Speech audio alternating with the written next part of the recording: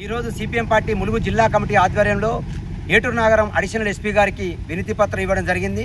ఈ వినతి పత్రం ప్రధాన ఉద్దేశం ఈ జిల్లాలో ఉన్న మంగాపేట, వెంకటాపురం, వాజేడులో ఇసుక రీచ్లు నడుస్తూ ఉన్నాయి। ఈ ఇసుక రీచ్లకు సంబంధించిన లారీలకు సంబంధించిన పార్కింగ్ ప్లేస్లను ఇసుక రీచ్ కాంట్రాక్టర్లు ప్రత్యేకంగా ఏర్పాటు చేయాలని రూల్ ఉంది।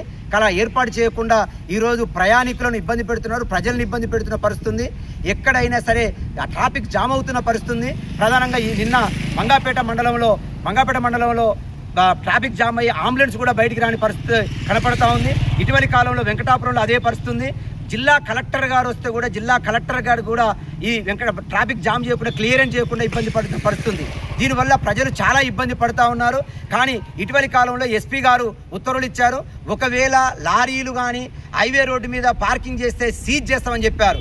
కానీ 2 రోజులు మాత్రం దాన్ని పాటించాడు। 3వ రోజు నుంచి ఎప్పటి షిప్ప ఎరువులే ఉన్నట్టు ఈరోజు కాంట్రాక్టర్లు చేస్తూ ఉన్నారు। ఇసుక కాంట్రాక్టర్లు ప్రత్యేక పార్కింగ్ ఏర్పాటు చేయలేదు। దీనివల్ల ప్రజలు ప్రయాణికులు ఇబ్బంది పడుతున్నారని సిపిఎం పార్టీ డిమాండ్ చేస్తుంది। అదే కాదు, 60 లారీలకే డీడీలు ఇవ్వాలి। కానీ టీఎస్ఎండిసి వాళ్ళు అవినీతి అక్రమాలకు పాల్పడి ఇష్టాపూర్తిగా డీడీలు కొడతాను। రోజుకు 100-200 లారీలు ఒక ఇసుక రీచ్కి వస్తూ ఉన్నాయి। ఇది కరెక్ట్ కాదు। కాబట్టి 60 లారీలే ఉండాలని చెప్పి డిమాండ్ చేస్తూ ఉన్నాం।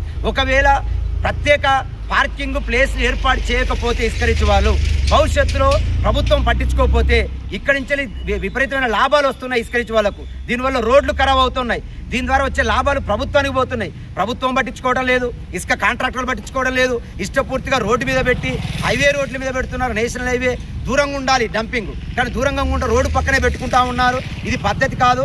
కాబట్టి ఒకవేళ ఇప్పుడున్న పోలీస్ అధికారులు పట్టించుకొని దీన్ని పరిష్కరించకపోతే సిపిఎం పార్టీ ఆధ్వర్యంలో భవిష్యత్తులో దిగ్బంధం చేస్తాం, లారీలు నడవనీయం, అదేవిధంగా ఇసుక రీచ్లను కూడా నడవకుండా చేస్తామని సిపిఎం పార్టీగా డిమాండ్ చేస్తా ఉన్నాం।